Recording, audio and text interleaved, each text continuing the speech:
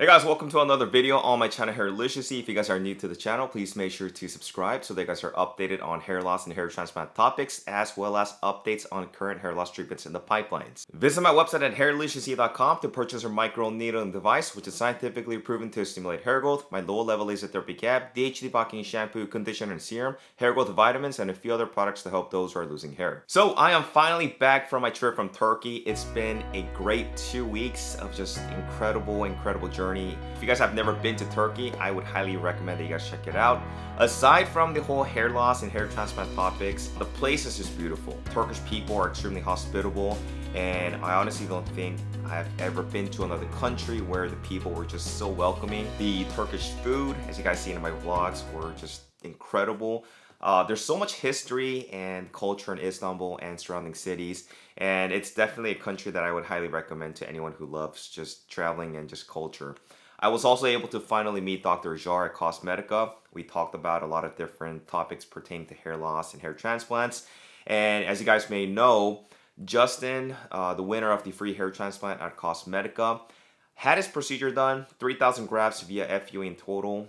So I documented his experience at Cosmetica from start to finish, in addition to a lot of good content on hair loss topics, hair transplants. So please stay tuned for that. In the next coming few weeks, I will be uploading them. And while I was with Dr. Acar at Cosmetica, one of the questions that I was always wanting to ask him was about my donor area. After undergoing 2 hair transplants totaling 3,500 grafts, I wanted to see how many more grafts that I had left to use via FUE if I ever had to get another hair transplant. Hopefully I don't have to go that route, but with hair loss, it's very unpredictable. Anything is possible. So I wanted to kind of mentally prepare myself and get Dr. Acar's opinion. So the following video is a short clip of Dr. Acar analyzing my donor area and informing me on how many grafts he felt that I had left. Speak about possible the donor area capacity, right? Yes, so I had 2 hair transplants. First one was around 1,700 grafts. Okay. Second one was around 1,800, so total of 3,500 grafts to the hairline. I wanted to see if you can tell me on an estimate, how many more grafts do you think I have available for a potentially future hair transplant if I ever need to get another one? First of all, how is the family, the hair loss history? My dad is probably around the Norwood 4. He's 60 years old. On my mom's side, both my grandparents were probably around like Norwood 6, Norwood 7. My uncle's in Norwood 7. Okay. But my dad's been holding on for a little bit, so I'm just kind of curious, you know, in case I were to have another procedure. Yeah, so as we know, you care very good for your hairs. That's very important. You take some medications, which is very important. You can have some family members like Norwood 5, 6, maybe 7. Right. But it doesn't mean you will get at this stage because you are, you know what you have to do, you know how to care about your existing hairs, and this is what you are doing. So at the moment, everything looks great. I just want to tell you, it doesn't look like. How's the crown? The crown on the circle part, we can see is slightly thinning, which is normal. Okay, and as we speak, we can increase that with some stem cell treatments.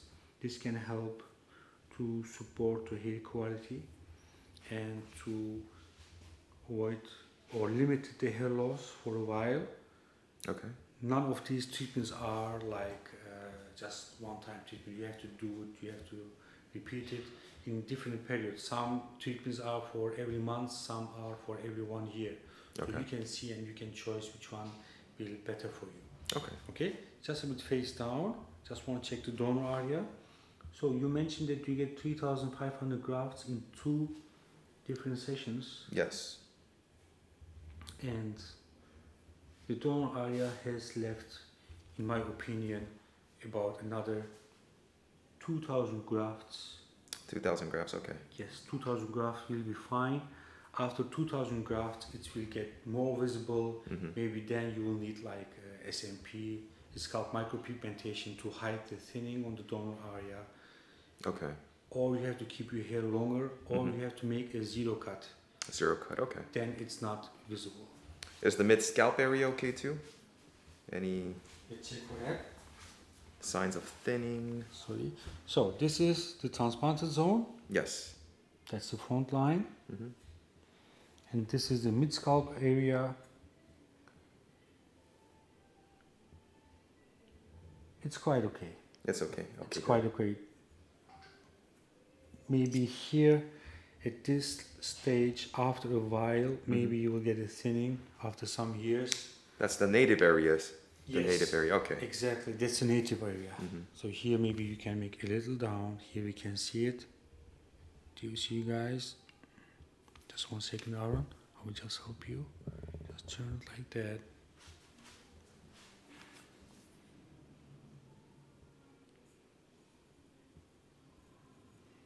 It's a native area here.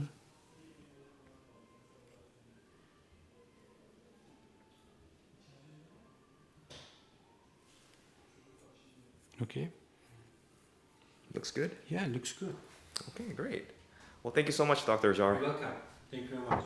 I think the approximately 2,000 grafts I have available to use for future hair loss for a hair transplant is a good estimate, and I will add that Dr. Acar is a little bit more on the conservative side, which is always a good thing.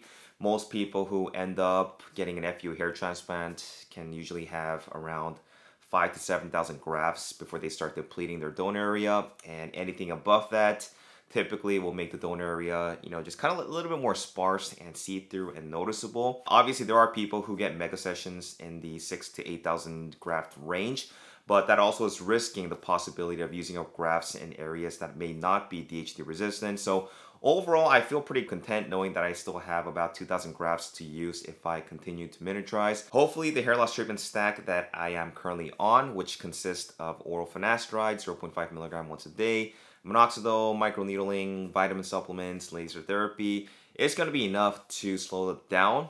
If not, I'm likely going to have to jump on a stronger medication like oral dutasteride, maybe oral minoxidil, anti-androgens. But thankfully, there isn't any further miniaturization or progression of hair loss based on Dr. Acar's examination on the mid-scalp and also on the crown area. And hopefully it continues to stabilize and stay that way. Now, I have said this many times in a lot of my prior videos, but the best way to treat androgen alopecia is to be proactive and to get on hair loss medication. The longer that you guys wait, the more difficult it is going to be to treat, the more hairs that you guys are going to start losing, and the more grafts that it's going to eat up from your finite donor area. So if you guys are suffering from an early stage of hair loss, make sure that you guys do your due diligence and hop on a good hair loss treatment regimen, finasteride, dutasteride, anti-androgens. Anyway, guys, that wraps up this video. Let me know in the comments what you guys think about my donor area and the number of grafts that I have left available. Also, if you guys would like a free online consultation, visit Cosmedica.com to get a complimentary analysis. Other than that, I will keep you guys posted on my next video. Thanks for watching, guys. And if you guys have any questions, make sure to leave them in the comment section below. And until then, I will talk to you guys next time. Take care.